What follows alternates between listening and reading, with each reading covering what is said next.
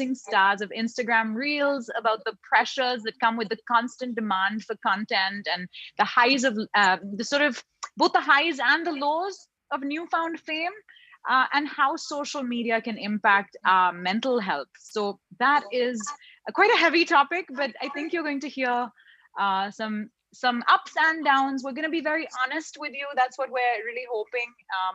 And we're really glad to have this opportunity. So without further ado, I'd like everyone to introduce themselves, all our panelists. We have Muskan, Tarani, Apurva, Karan, and Yajat here today, and they're all incredible and have such unique personalities. But I want them to tell you more about the genres of content that they create.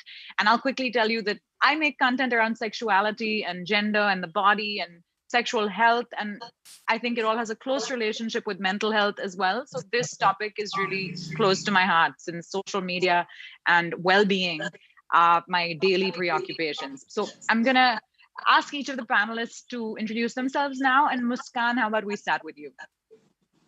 Okay, hi everyone. My name is Muskan. I am 20. I am from a city you probably might not be knowing. It's Bhilwara. It's a very small city in Rajasthan. I create content. I create comedy videos. I also create poetry videos. I also create videos on social issues.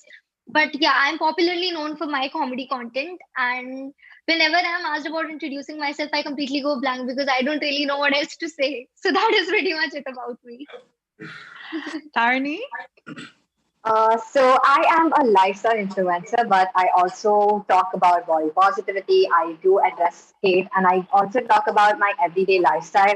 So on my Instagram, it's kind of a mixture of who I am and what I create. So yeah, I think that's what you can see on my Instagram. Yajat?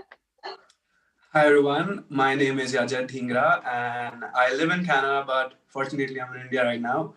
So I create comedy content, and the first video that I remember which went viral for me was the English to Hindi translation. And that's pretty much it. I just love to make people laugh. Karan? So hi everyone, my name is Karan Mirik Sarkar, and in real life I'm an MBA student who's pursuing my specialization in marketing. But in the real life, as Instagram puts it, I'm into fashion and lifestyle, and something that I'd like to focus on is just being myself. Thanks. Apurva? Hi, my name is Apurva. I go by the name The Rebel Kid on Instagram. I do make comedy videos that nobody finds funny. So that's fun. I am also an engineer, so basically I'm not getting paid either. I think Apurva, I get really awkward when people ask me about myself. Your video froze in between. Did you want to just say the last bit again? Oh, you said it, you get awkward when people ask you about yourself. Okay. Well, she's being very modest. Her content is amazing. And as is everyone else's. These are some really fantastic creators we have here today. And I feel so privileged that I get to talk to them. I really think Gen Z creators are the most refreshing thing on the internet. And I am so excited, honestly, when I see your content. So more power to each of you for speaking your mind. I feel like we have some really fierce and opinionated and sassy people on this panel, and you're not afraid to be yourselves, which is like the best thing. So I'm so excited to hear more. And on that note, I'd actually love for each of you to kind of take us through this newfound fame. Like, I would think that I'm not wrong when I say that for all the people here, Reels was really what catapulted you guys into Insta fame. So it's only been a couple of months. Yajat mentioned a particular video that was his turning point, but I'd love for each of you also to maybe tell our audience about when your page suddenly went from just your Instagram page to, oh my gosh, like I am a creator, influencer, whatever, public figure now, how did that happen, and how has it changed your life?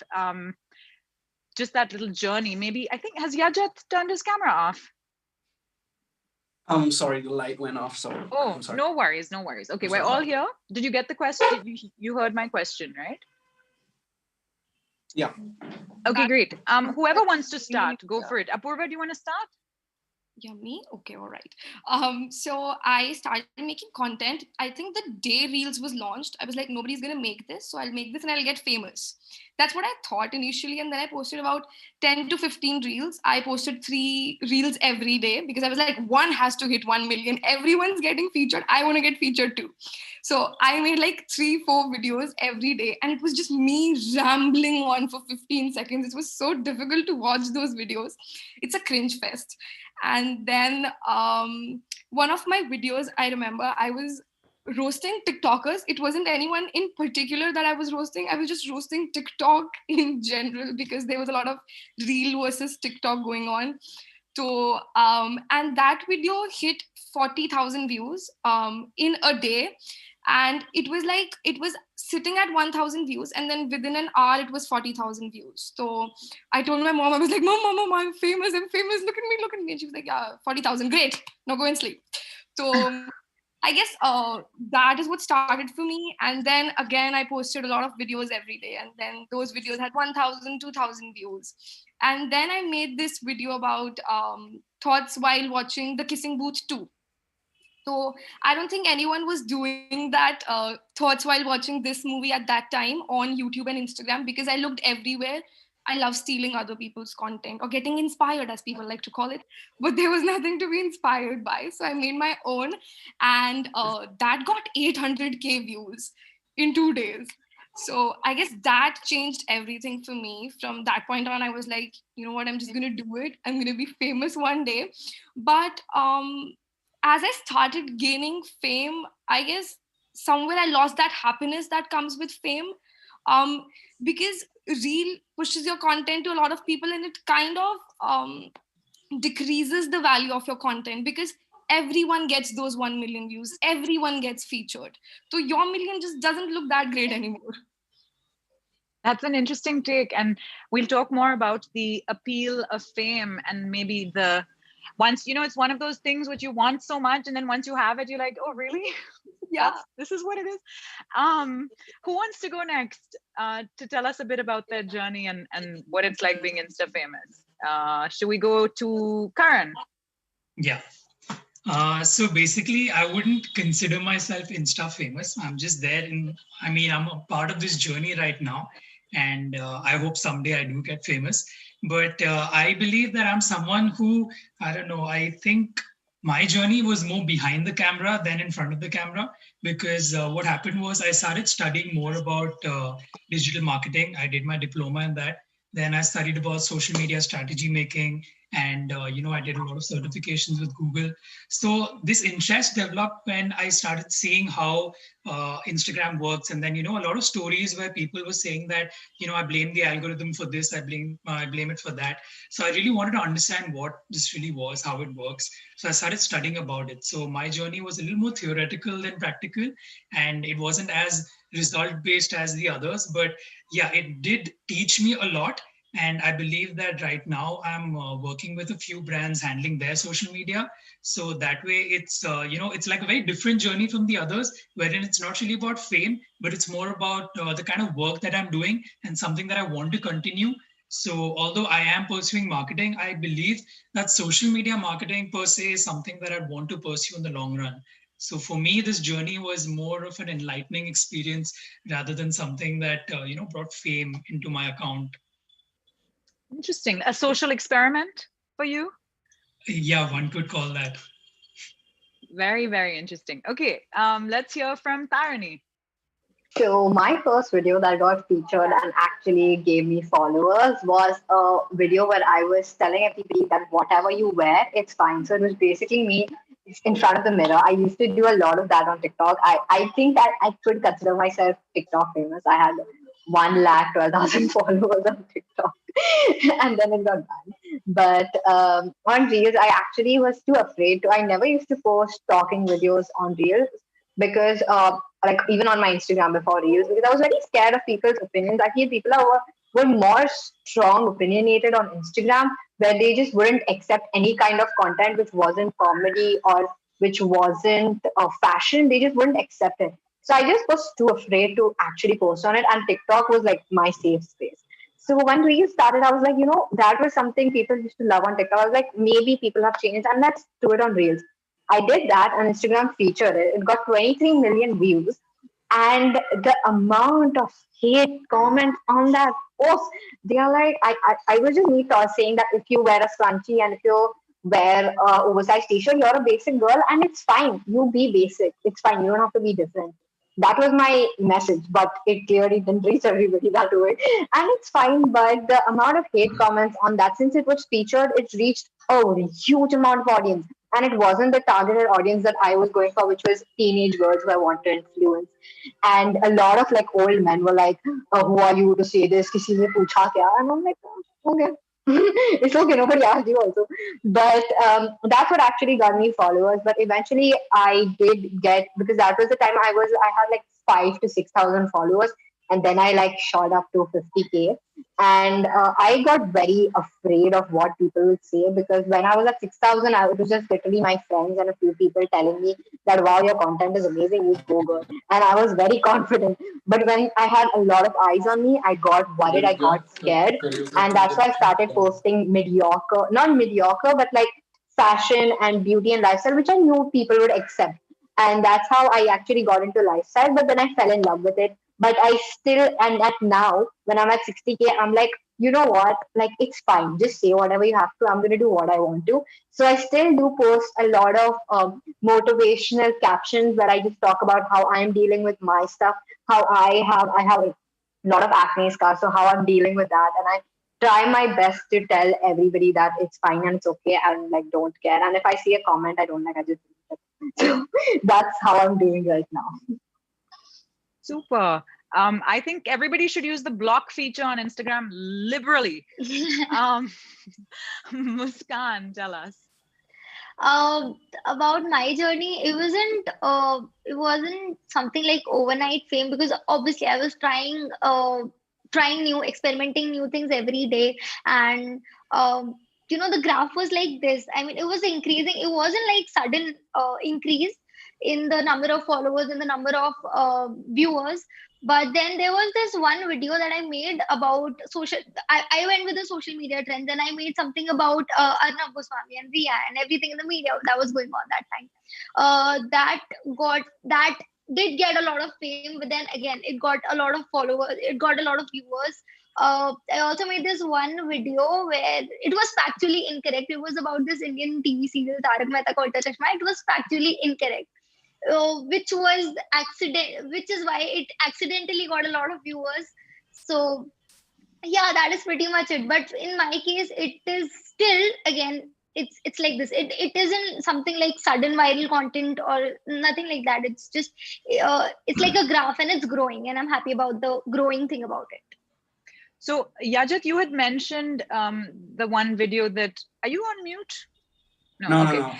No. The one video that had been the turning point for you, and I'm going to come to you in a second, but it seemed like for everyone so far, it was kind of I mean, you got on to creating Reels kind of with the intention to be a creator or an influencer, or you wanted your content to be discovered. It wasn't just you doing it for your friends, right? Everyone so far, would you say that you started making Reels hoping to be where you are?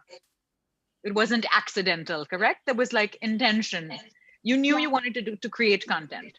Yes? I would like to add something to that, because yes, I want you to. I got the hang of Reels 3 months later. Everyone here got, because I was in Canada and Reels were launched, I guess, 2 to 3 months after. Like first they were launched in India and then they were for the other countries. So I got it, I guess, 2 to 3 months after everybody. But yes, I started making videos inspired by people, I guess. One of them is Apurva and one of them is Shreyas. But yeah, but I had in my mind that whenever I'm going to get Reels, I'm going to boom it. Interesting. So in a way, each one of you kind of worked at it, right? While the one video can be viral and can seem like a happy accident, in fact, you have to be creating content every single day in order for that one video to go viral or to see a more steady graph, as Muskan was talking about. There is this pressure, wouldn't you all agree? to keep creating content, right? You're only as good as your last video. How do you all deal with that? So tell me actually a little bit about the best parts of this newfound Insta success, as well as the more challenging or more sort of the parts you don't enjoy so much. Who wants to go first? So, me, I guess. Yeah, go. I would say that the power you hold is when you can spread a message. If there is something that bothers you and you know it's bothering a lot of people. My audience is like teenagers, and even I'm a teenager. I'm 18, so and I have an audience between 13 to 24 usually. So it's great to be able to tell them that I am dealing with the same thing and to do it together. We have conversations in my comment section, and to be able to help them in any way is a great thing to do. And content creation and trying out new things is something I love doing. I love creating videos which are new and like creators. So to be able to do that and to have people appreciate it, it's like getting free validation. So that is something I really, really like. And what is there anything that you don't like so much? When it reaches people who really don't care about your content but are just there to comment because they just want somebody to hear their opinions, that's really annoying. Yes, I totally relate. Who wants to go next? The highs and lows of Insta fame and the pressure to create it all the time. Yeah, go. Yeah, so the one thing I would like to agree with what Tarni said was that it doesn't always go to the people that you want it to reach. So like, for example, she gave an example that she wanted to reach out to teenage girls with a particular message, but there were older men messaging her with stuff that she probably didn't want to listen to.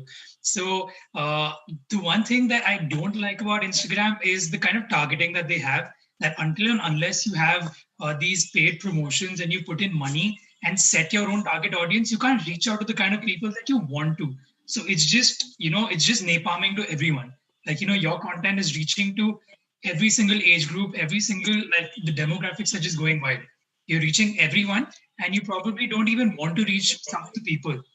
So if, let's say, tomorrow I put out something that's got to do with experimental fashion, okay, something like which is not very ordinary, which is out of the box, and not everyone can accept it because, different people adopt various trends differently. So I believe that once, you reach the correct target audience, that's when, you know that you're doing well, because that's the kind of appreciation that you're even looking forward to. But right now it's just going to everyone and anyone. So that's one thing that I feel Instagram should change for even non-paid content. Yeah, I agree. I mean, I create content about sexual health on the internet, and so much of it is I'm hoping to reach women, but again, lots of men, old men, young, just like turkey men. And it's educational content, I am not trying to arouse anyone. I am trying to educate. So it is frustrating.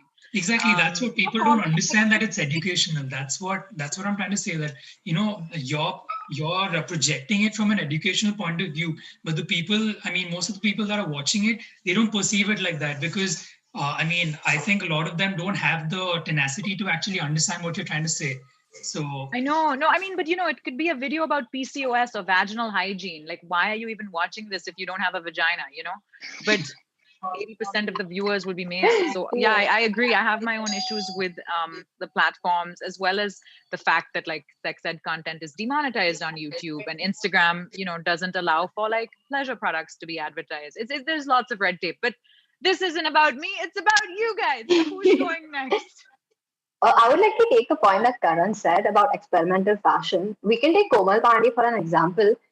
Her fashion is crazy good. Like, yeah, it is acceptable that some of the things you wouldn't wear, but the amount of hate she gets for absolutely no reason for trying out something different. And that was really sad. It's because if you don't, there are men who don't like fashion, who have nothing to do with what her fashion sense is, but they are just commenting stupid shit on her. Okay, sorry. Commenting any random stuff on her Instagram account. It's just sad. It's not men. It's always women telling women कि ये कहाँ पहन के जाओगे? Do you want to get raped? It's it's hardly ever men. Like men would maybe leave a comment once and then move out of a profile. But it's the women who'll always follow her, who'll always comment, and a post will tell her, you know what, I can't wear that. So you better change yourself because you have to cater to my needs. I feel like people believe that once they follow someone, they owe them something. You know, I Yeah. don't owe you content. You follow me because you laugh. You don't follow me for me, for my mental health or for my happiness. I mean, people just think that they have this certain power over influencers just because there's freedom of speech and they're following you and they are responsible for your fame. So they can tell you to do what they like. But I think Komal Pandey is one of the most, I mean, I can never follow what she wears. I'll be very honest with you. I mean, I've said this so many times on my Instagram, like I can never ever wear stuff that she wears.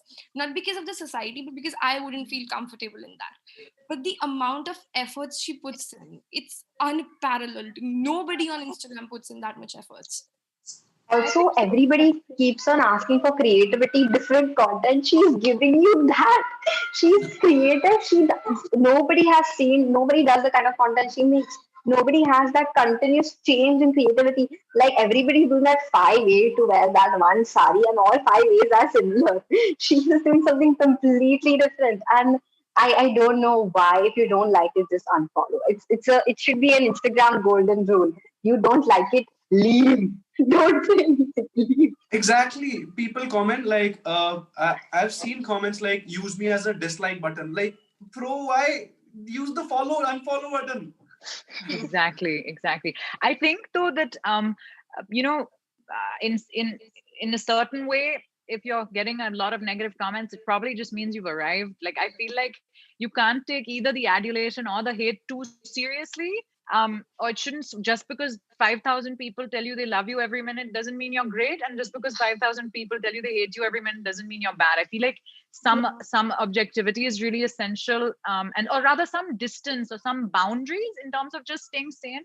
But I do think that both the influencer or creator, I don't like the word influencer, but the creator and the audience actually should be held more accountable. Like tomorrow, if I have 5 million followers and I say something factually inaccurate about the coronavirus or whatever, something hateful about a community or something racist, then I have a responsibility not to do something like that if I have so much influence, right? And yet I feel like creators aren't very accountable, routinely promote products they don't actually use, routinely say stuff they haven't fully researched. So I think on that side, like, we all have that responsibility once you have an audience to make sure what you're saying is true, to make sure what you're saying is not biased or hateful, or promoting any violence, And on the other hand, I feel like viewers shouldn't be hiding behind the anonymity of their second, troll account with 0 followers and 0 posts to just spew hate. And I don't know what, I mean, maybe you are having a bad day. It's not nice to take that out on some random person who you don't even know, who's for whatever reason you don't agree with their content, or I don't know, I don't even know. Sometimes the comments are just absurd. They don't even make sense. It's just like negativity. So I wish that there was more intention and more compassion, both in both directions. Like what we put out as well as how it's received, I think could often use just a little bit more like heart. I don't know. I think you guys have a lot of heart, but I'm saying more generally, like creators do have a responsibility. Sorry, did I stop someone else from saying Can I their add bit? something? Yeah. So something that I really liked what you just said was that there are a lot of content creators that don't actually use or support the product that they're promoting. So an example of which I like to give, so if there's any, let's say, budding content creator or someone who's aspiring to be a creator watching this, I mean, the one thing that I'd like to tell them is that, that's one thing that they should definitely not do. Like the don'ts of being a creator is to not promote something that you would never use. So for example, like if I could give an example of myself, since I'm from Calcutta, Durga Puja is a very big event out here, and all the brands rush into influencers, and a lot of collaborations come aboard. So I got a lot of offers from like different alcohol companies, and I don't drink, so that's something that I don't support at all. So now, I mean, they even offer you like a lot of money. They give you incentives as if they'll give you the bottles, they'll give you different packaging, etc., etc. I mean, Just stuff give that me all. a number. I would like some alcohol for free. I drink it. If you're watching this, any brand out there watching alcohol, vibrate. Yeah, so that's something that I don't believe in, like, promoting something that you don't use yourself. That's one thing that people should take away from this particular conversation. But I feel like creators create content, especially on Instagram, for free, and their only source of income is through brand deals. And when for a lot of time you don't get brand deals or you don't get paid for the amount of efforts you put into your videos, you do feel compelled to promote products you don't use. I mean, I would never promote skincare because I think skincare is one thing that you really need to research about. But I do get why people would do that. It's really difficult to earn money through Instagram. When you're actually trying to prove yourself to your parents, you're trying to establish a business through your Instagram. So I guess, but then wouldn't it really create a fake kind of image about the influencer, about even if that person is not even using the product? So why would you, every their time followers I have to buy a product, even if it's 10 rupees, I research a lot out of it. I think the audience is starting to recognize that this is not as natural as it sounds. No, using this one liquid did not cure your acne scars in a week. I think everyone knows that at this point, but at this point, I feel the influencers are also like, I am a lifestyle beauty influencer and I do brand deals. But I personally, like, you have to tell the brand that give me a month to try out your products. I recently posted a skincare video, and on the packaging it said it will take 3 to 6 months to see results. I told the brand, like, I cannot give a review in 1 month. I cannot. Like, if your product says it's going to take 3 to 6 months, how are you expecting me to give a product? So I told them, and they actually agreed to it. And they said, okay, fine, we'll give you 3 months. I got the products in August and I put out the review in November. So that way, I actually got to try out the product and I actually got to review it like as it was. And I didn't like some products, and I told them, like, I didn't like it, I'm going to put it out. So some brands do agree to that, and I feel you all need to tell them that I will try it out and I will put out what I think is right. Even if you're paying me money, I don't care. Like, you are paying me for my content, for the pictures I take, for putting it out on my platform that I have built. You cannot change my opinion on it. And I feel influencers need to be that strong handed. If all of us are like that, then the brand will, like, the product needs to be good. If you are a brand, you need to have good products. Only then people are going to promote you. So I feel that is something that budding creators can do. I completely agree with what you just said. Yeah, obviously. We should definitely take a stand for what we're doing. And we should definitely, like, support the kind of stuff that we're putting out for our audience. Because at the end of the day, if it's an influence that we're putting on them, I mean, it should be good influence.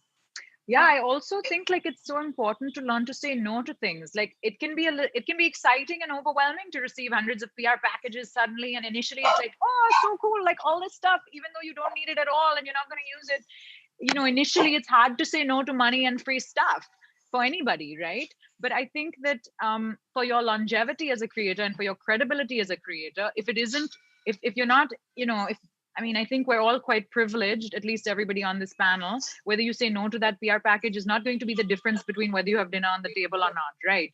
So I think you're in a position of privilege, and you should exercise that privilege and say no to stuff you don't believe in or you can't vouch for, or that's just unethical or based on whatever it is. I feel like it's as important. Saying yes to the right things and saying no to the right things are both, I think, skills that as a creator you need to acquire, because suddenly as soon as you achieve some level of fame, people just send stuff. Like, I think just like audiences think they can say whatever they want, brands also think you're just a walking billboard, and you are a person. You are not a commodity. And I feel like it's important to remind yourself of that sometimes. But coming back to the mental health thing, I wanted to ask each of you about how this sort of pretty new fame, I guess some of you were on TikTok before, and maybe some of you already had a considerable following on social media, but it seems to me that it is relatively recent, let's say this year for most of you. Yeah. The quarantine, the lockdown, the lockdown fame.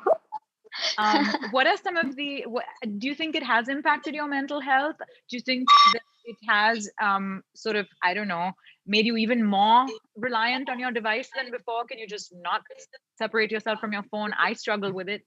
I'm just curious. I'd love to hear each of you kind of share the challenges of this newfound sort of social media success.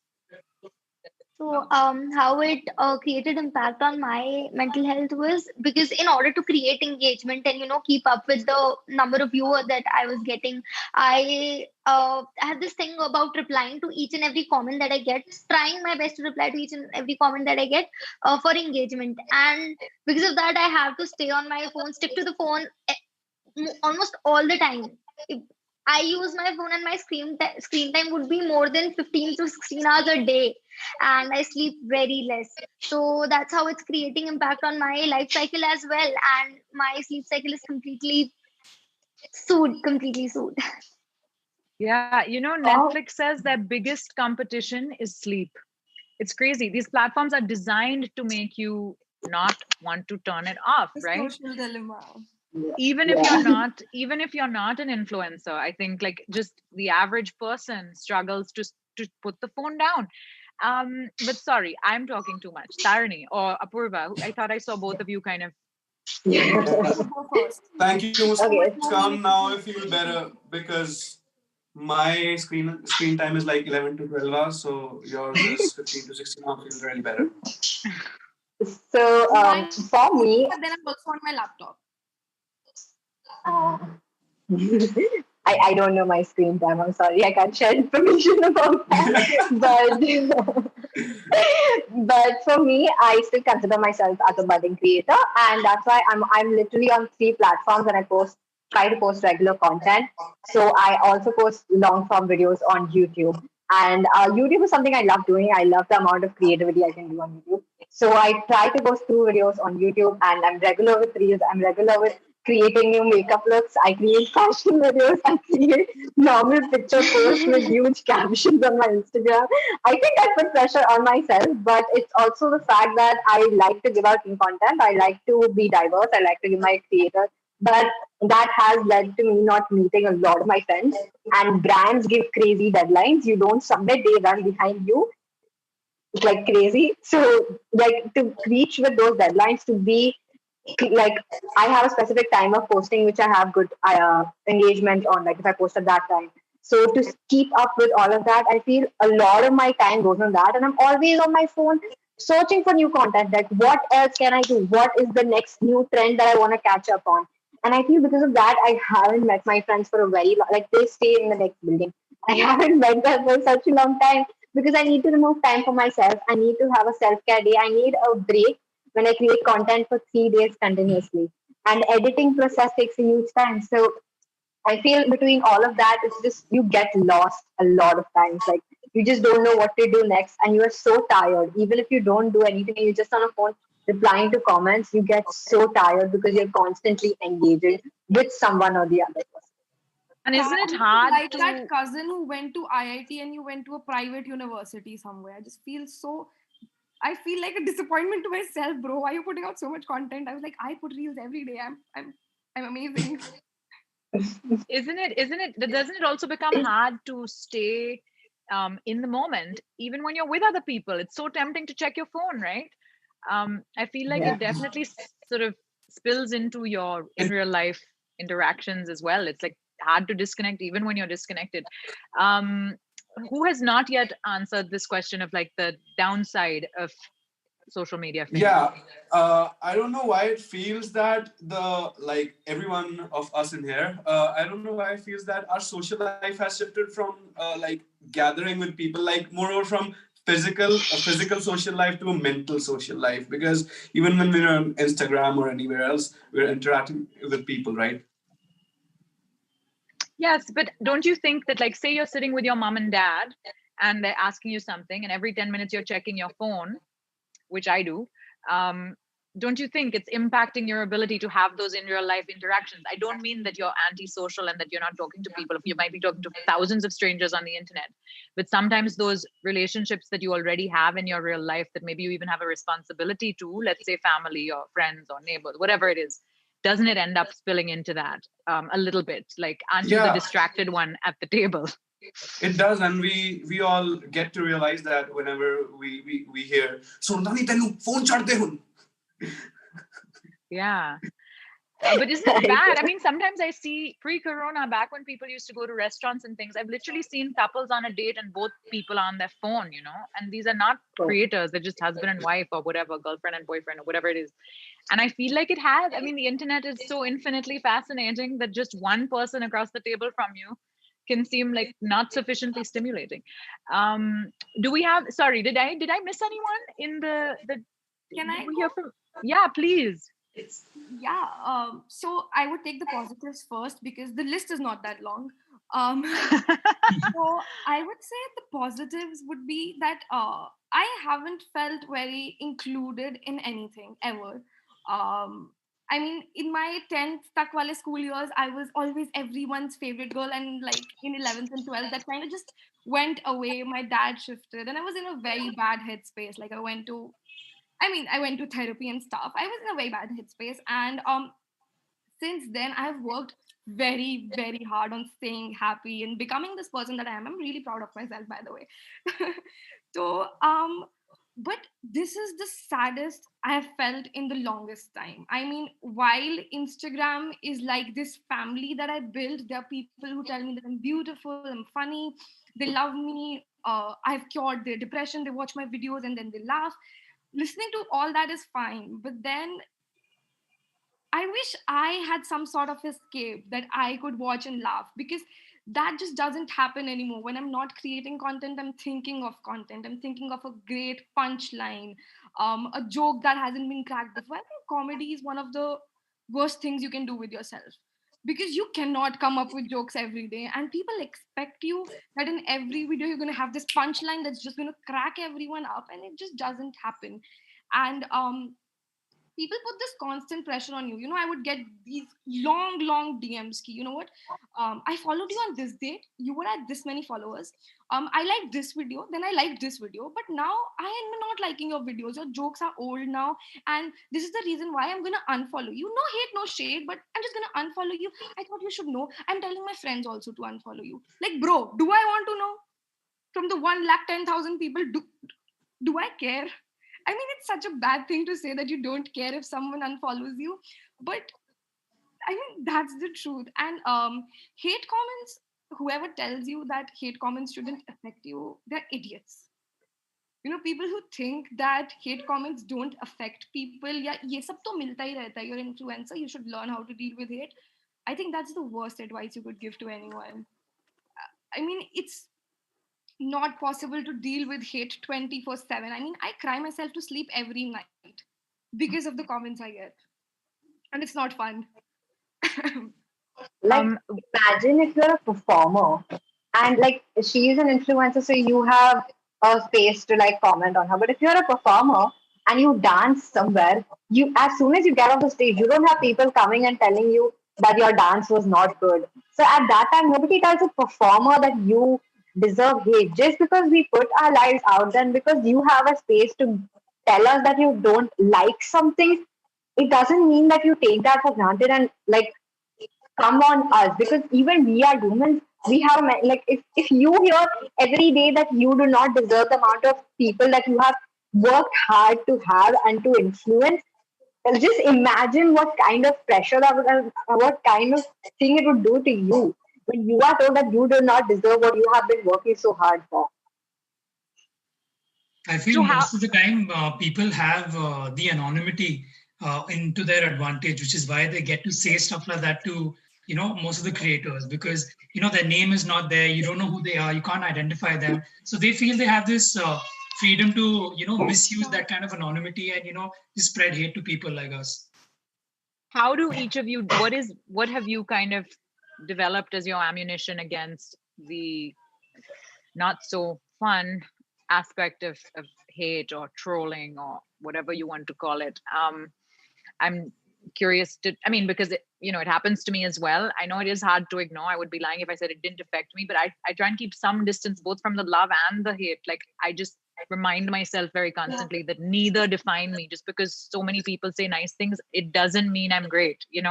People, and just because so many people say bad things, but it is hard, obviously, and the bad stuff is much, much more affecting than the good stuff. You see lots of love and that doesn't matter, and one really mean comment and that's what you remember, right? But I want to hear from each of you what your sort of personal coping mechanisms have been, because despite all of this, all of us are still making content, right? We it hurts, but somehow our desire to create is a stronger desire than the sort of fear or the pain of the negative feedback we received. So let's talk about how we deal with the trolls. So what I like, we'll all use each other's. what I like about Apurva is that she calls them out. She calls them out on her stories, and so I made one video where I just put their names also, and I was just like hate, like go away. Okay, and my sister told me, why did you why did you keep their names? I'm like, why not? Why not should I show that these people are coming at me for just doing what I want? And there's nothing wrong in that photo that I posted. And she calls them out, and I appreciate that. And I'm like, I don't have the guts to do it. I'm very bad at giving sassy responses. I try my best to do that, very bad at it, but I appreciate every time she calls them out, because if you are like, if you want to hate on somebody, then feel okay to be accountable for it. Like if you are putting out a bad comment, you are accountable for it. And if she shows it to her audience, you deserve it. You've done that, you deserve it. So who wants to go next? I think there's a difference. I think Apurva, you wanted to talk about this, right? The difference between constructive criticism and Tarini, that was hate. Tarini. Sorry, no, Tarini, you wanted to talk about that. I'm so sorry. I talk a lot, so like there are a lot of Okay, we'll come back to you on that. Who wants to talk about trolls? I was talking to Shreyas, who is a really good creator, and he told me, in the starting phase of getting a lot of hate comments, I texted him that I'm getting a lot of hate for this and I don't know how to deal with this. He told me this one thing that I remember what he told me was that haters are very insecure, and they since they're not getting enough love and attention out of their real life, they come to your profile, they comment literally bullshit. That's what gives satisfaction to them, apparently. So I thought that, yeah, that's pretty much correct. I kind of agreed to the point that haters are very insecure. So what my coping mechanism to this is that this might sound very controversial, but I troll the trollers. I make memes about it, whatever they comment, whatever they DM, I just make fun of it. Like I put meme references, and it's just, I started to make jokes about it, and I do make jokes about it, and I love it. One thing that I love about all my haters is that they increase my engagement. So it's like, theek yaar, aur comments karo. It's gonna help me at the end of the day. So please comment. Thank you. That's it.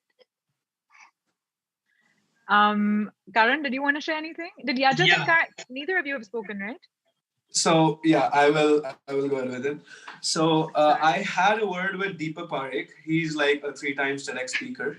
So he told me that ये जो लोग हैं जो hate करते हैं तुम्हें और they come to your profile and send you BT, but they उनको खुद को ही they don't have like so he gave me a very nice example that अगर तुम्हारा खुद का पानी का ग्लास पूरा नहीं है तो तुम दूसरे का कैसे करोगे. So relating to this, he told me that उनको खुद को ही प्यार नहीं मिल रहा. So relating to that, whenever I get any hate comment or a hate message, which is like 4-5 cuss words and then blah blah blah blah blah, your content is not funny, then I just text, देख भाई अगर तुझे कभी भी प्यार की जरूरत हो या कुछ भी हो तो I'll give you my number, call me and हम बातें करेंगे. I literally have this pasted in my notes and I just copy and paste this comment. That's really sweet. How has that gone for you? Do people like turn a new leaf, or does that compassion rub off on them? I unfortunately have to block people after that because they don't stop. I don't know why. I have this satisfaction. Turn the hate into love and then you block them, or does it just stand at like tirade? I try to send them love, but they don't get the love. Like they don't want the love. So I just feel like, okay, man, I'm sorry about that. I'll have to block you. Oh, yeah. Yeah, I use the block feature there. I think if someone's like encroaching on your time and space and you don't want that, you have every right to block them. To me, ignoring and blocking is just like the least effort way of dealing with them. I'm like, sometimes I want to engage if it's like a thought process that I really want to correct. Like when someone goes on about, how a woman's hymen is like the be all and end all of her self-worth or whatever. I want to correct that thinking. So sometimes I will school the person, but sometimes it just I'm like so exhausted. I'm just lost. That's 90% of the time. Karan. Yeah. So I'm a little confused as to who said this. I think Tarani or Apurva mentioned about the difference between constructive criticism and Tarini. sorry. Yeah. So basically talking about that, I mean, I understand that a lot of people, for them, the fine line between the two is quite blurry for them. But the way I deal with this is I kind of take this as motivation, when people doubt you and they hate you and stuff like that. It's just kind of motivating to me because at the end of the day, you know that they're watching you. So, I mean, even if they're spreading positivity or they're being hateful towards you, at the end of the day, they're watching whatever you're doing. So they're keeping a track of everything you're doing. So when I started off, let's say influencing, that's when people would tell me, dude, what are you doing? Like, why are you posting random shit for different brands? Are they even paying you? Are they sending you anything? And now most of the people tell me, hey, if you're not using that product, could you just give it to me? I mean, could I borrow it? So you see, that is the kind of change that I want to see. And, it's kind of motivational to me. So even if somebody says that, I don't like what you're doing and stuff like that, I like it. I mean, as long as you're watching, I mean, any kind of publicity is publicity, right? So if you're watching what I'm doing, keep watching. And if you want to keep spreading it, yeah, go tell 10 of your other friends so that they also keep watching after that. So at the end of the day, like Khan said, I mean, it's just increasing your engagement. So, I mean, good luck to whoever's trying to spread hate. I like that. I guess you just use it to your advantage if you can. But I think it does take its toll. I also think if anyone's watching, like think about what you comment. Don't say things you don't have to say that are negative and in no way constructive. I mean, there are people behind that screen. I feel like that we need a kinder internet. It doesn't serve anybody to say mean stuff. The engagement would be great if we got double the love comments, right? So I think that it's something to think about, that there's a person there. They're not just some entertainment monkey. So I want to just check with the organizers. I see that it is 7:24 p.m. and we had a opportunity for audience questions as well. So before I keep asking my own questions, I wanted to just check if I've sent in the chat box but not gotten a reply. Could either Siddharth or Navneet or Gaurav just tell us whether we need to now take audience questions or whether I can continue and how much time we have left for the panel? So we have 10 more minutes for the panel. And Siddharth, can you please switch on the chat so that people can put in their questions? Okay, so as audience questions come in, I wanted to have everybody share two things. One, a sort of tips and tricks, like takeaways for all of us watching today. Anything that you do that you find really helps your mental health. And these, obviously, none of us are doctors or therapists. These are just personal, things that work for us. So I'd love for everybody to share something that works for them in terms of staying sane. And I don't know, I feel a lot of anxiety, for example. You can maybe tell us what kind of mental health symptom you experience and what you find helps that. And also if there's a tip or trick you want to share about social media and like cracking it, or, in terms of actually creating content. So like one technical tip and one mental health tip. If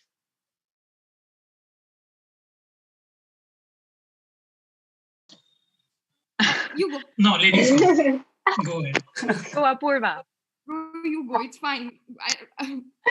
Go do it. Say whatever you want to say. Apurva, you. Okay. So technically, I would say I started out with the intention of having followers. When you come out with that intention of having followers, not gaining followers takes a toll on your mental health. Other than other things will take a toll too. So that is something that you don't have to add to your stress. You know what? If nobody watches your videos, trust me, the Instagram algorithm is effed enough to make sure that you will get featured no matter what you post. Once you will get featured. It can be the shittiest of shitty content. You will get featured, baby. One day. One day. You just have to wait for that one day. So I would say just enjoy this phase of when you don't have followers, you know, when only 1,000 people are following you, and you don't have that constant pressure of making your next video better than the previous one, of not cracking the funniest joke in every video, of not being in the eyes of 1 lakh people at one point. Like, just enjoy that time. That's the best time you're going to get in your creation journey, because once you reach a particular level of audience, all you're going to get is disappointments, which you already are to your parents. So you don't need that right now. Just be happy with your 100 followers and dance. Okay.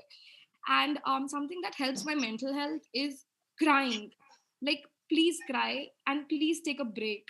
I mean, yes, everyone posts 1 video per day on YouTube. Maybe people post 3 videos in a week, and you don't have to. Only you are setting these goals for yourself. I mean, engineering में teachers assignment देते तो करनी पड़ती है ना? But इसमें you really are your own employee. So please take it like that. You don't have to feel pressurized just because Tarini is dumb enough to post 1 reel every day, 3 YouTube videos, and then she does other stuff. Tarini is stupid. Don't be like Tarini. Just take your time, bro. Enjoy yourself and cry. Please cry. Crying is nice. Crying feels good. Definitely. I second that. Crying has many benefits. It really does. And I think men should be comfortable expressing emotion as well. It's so sad that we bring up men to feel like they can't, like it's unmanly to cry or to be sad or to be vulnerable or insecure. Like it's human, man. It's not, there's no gender. Emotion doesn't have a gender. So please, if you're a man and you want to cry, please cry as well. Sorry, that was just my 2 cents. Who wants to go next? Karan, I think it's time for you. So the one thing that I want to tell everyone on a very serious note, whoever's watching this, is that the one thing that you should always do, no matter if it's for yourself or for others, is encourage. No matter what someone's doing, even if they have 200 followers or they have 2 lakh followers, it doesn't matter. If somebody's trying to do something out there, you never know what their intention is. They're probably trying to make a living out of it because that's their only opportunity that they have at this moment. You never know if this is something that a person is really passionate about. So, I mean, you don't know their story. That's what I'm trying to say. So no matter what someone's doing, always encourage that person. So tomorrow, if you see, let's say somebody's dad trying to make funny videos on Instagram, don't start making fun of the person saying that, oh my God, that person's like 50, 60-year-old. Why is he making videos on Instagram? I mean, why not? Social media doesn't have rules.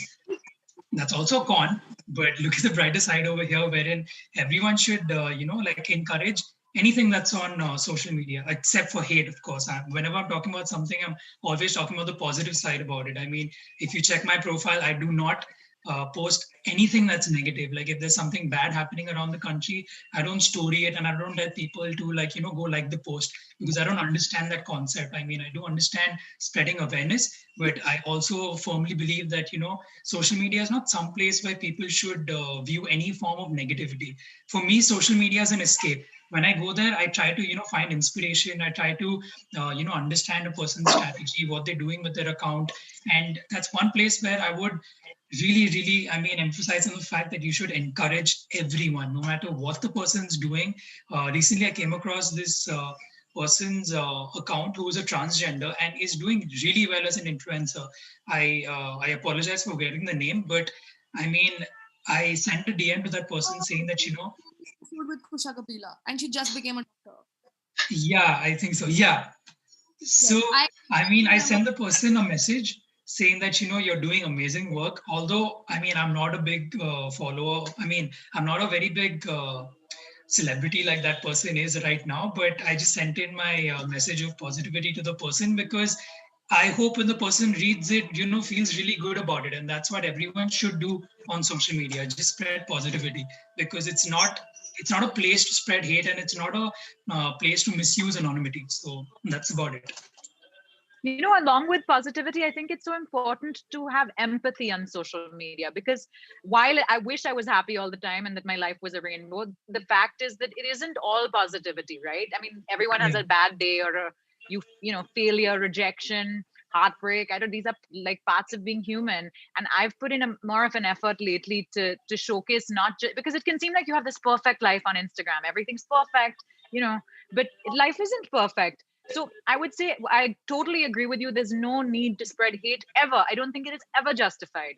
But I think that being empathetic towards someone, I think like social media has been amazing in terms of providing people with a sense of community, whether you have a certain health condition or whether you're facing, a certain type of prejudice. Like, I mean, I think for the LGBT community in India, social media has been amazing because finally there was visibility of this community that had to continuously pass and hide, and they weren't able to express themselves openly. And I really think there was a lot of us got educated on LGBT issues thanks to social media. Or I mean, it's replaced everything, right? I feel like we turn to social media or the internet for everything: news, educational stuff, even to do with our coursework or learning a new skill or whatever it is. So I feel like while entertainment and that positivity is really important, there's also room for other genres of content, but empathy rather than just positivity. You know what I mean? Like, exactly, that's what I said. I mean, you don't know what the person's story really is.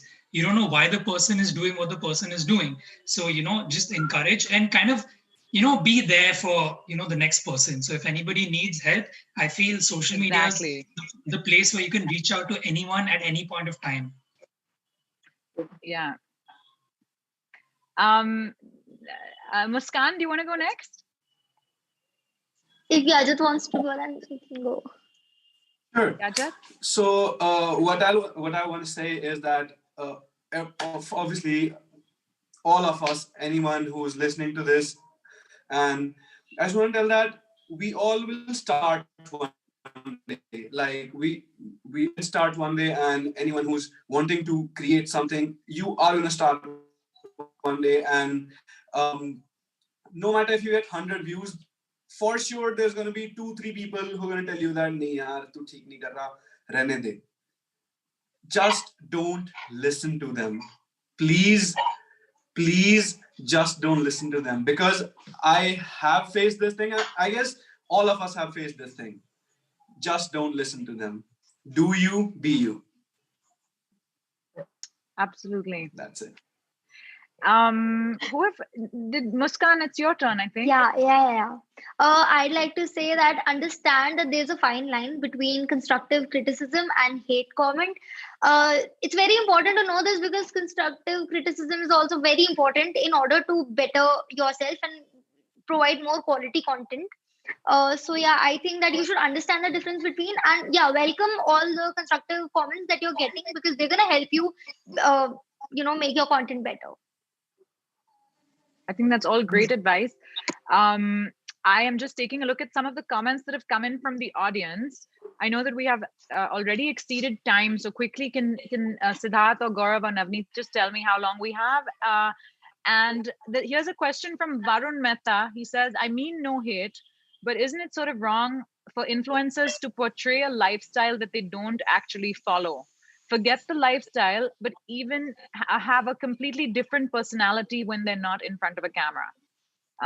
Does anyone have an answer they want to give him? I feel sometimes when certain influencers that I know have just portrayed the good part of their lives, and it's fine because, like as Karan said, like sometimes people just need to see you happy to be happy. It's like that person has achieved actual happiness, and I want to get that. So there's that also. But at the same time, I feel now when we are in this lockdown, I feel people need to know that there are people like them who are sad. It's just not them. I feel it should be a mixture of both of your good times and just talking, not just talking about your bad times and cribbing about it, though nobody likes that, but talking about the bad times and how you are dealing with it, because maybe at the same time somebody else is dealing with the same thing and they try what you have done. And hi, whoever, Palak. I'm not sure what happened there. but yeah, So what I meant was just basically, keep it like both together and just teach people how, just tell them how you are dealing with it, and maybe in some way you will be helping them out. So yeah. Does anyone else want to answer that same question, or should I take another question? Take another question? Okay. Yeah. Oh, you wanted to say something? No, just take another question. Okay. How to balance real life and real life? Are there times when your very close ones start affecting your mental health? How to cope up with that? I think we touched upon a little bit of this, but does anyone want to talk about that? Balancing real and real life? Okay, I'm just gonna. I have to say something at everything. I don't know why I'm like this. I have something to say at every topic that they have. I don't know if it's good or it's bad, but I would say that sometimes your relatives don't take you seriously. Like, and when I had 5 to 10,000 followers, nobody took me seriously. When we went out for a family outing, I wanted to take nice pictures. I wanted to post something good and creative on my Instagram. Everybody was just like, full time, what you want to sit on your phone? Why do you want to take pictures all the time? Where are you even going to post it? I'm like, at that time, I had 10,000 followers. Okay, it's important to me. Come on. And that time they didn't take it well. And now that I have 60,000 followers, all of them are like, wow, Tarani, like, you're doing so well. You're so famous, huh? And when I get products, they all come to my house and they're like, you want to see my product? You want to see what I got? And I'm just like, okay. I mean, y'all are my relatives. I have to love you. But I think people need to start taking even the budding creators seriously, because they are putting in hard work. And I feel like, yeah, your close ones do affect you because their opinions is what like matters the most. And I was lucky to have a loving family, and my dad used to always help me out with backdrops. We used to sit together, put up a rod, and we just used to make backdrops for everything. So he used to do everything for me. So I think I was very lucky to have that. But I feel like, yeah, it can be difficult for a lot of people when your family isn't supportive.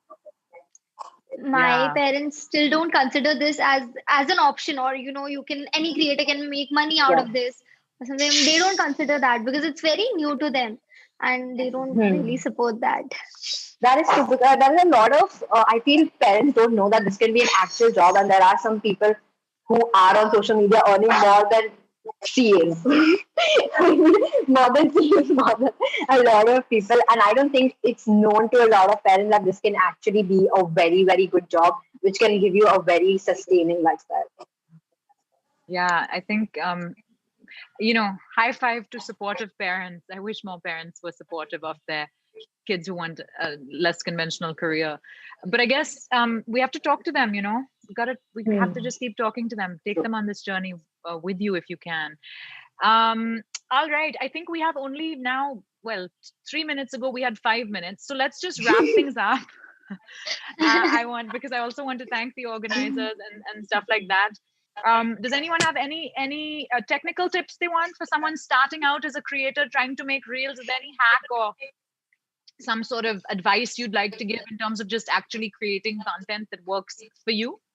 So I actually had a meeting with the Instagram team, and for reels, if you want to get featured, that's the thing that you need to do. When you make reels, and if you're using a sound, try your best to use original sounds instead of the sounds from the Instagram library, instead of the sounds on the by some other person, because they do not own the rights to that sound, and that's why they cannot feature your video. So that's why you see a lot of dance videos are getting featured, because they make dance videos on original songs. So that's that thing. And another thing, the algorithm hasn't changed. It's just the switch between the reel section and the explore section. That is why it's an extra step, and which people are not taking to see photos. And that's why reels are getting way more attention than your photos. Yeah. That's what I've learned. Thank you for sharing that. Apurva, do you have a tip you want to share? Yeah, about what? Sorry, I'm from a middle class family. My Wi-Fi doesn't work 24/7. It's just for a period of time. No, sorry. I saw you move your hand, so I thought like you wanted to go next, but I think you were adjusting your hand. My bad.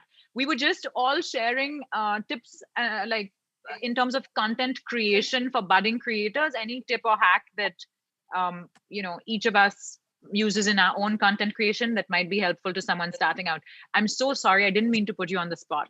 Oh, no, it's totally fine. I'm always on the spot, even when I'm not. So it's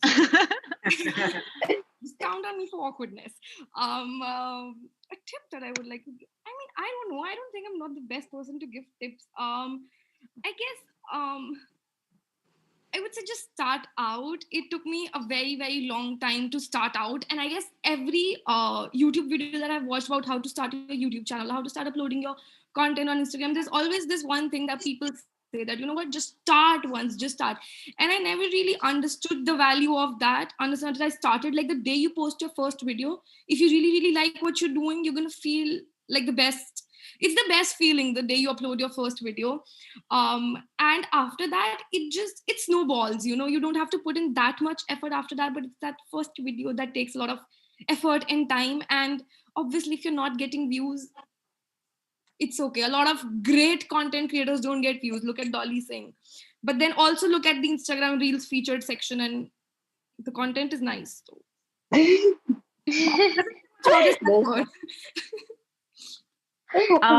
I think someone has a question saying Tarani had a fixed time to post. How do you figure out that?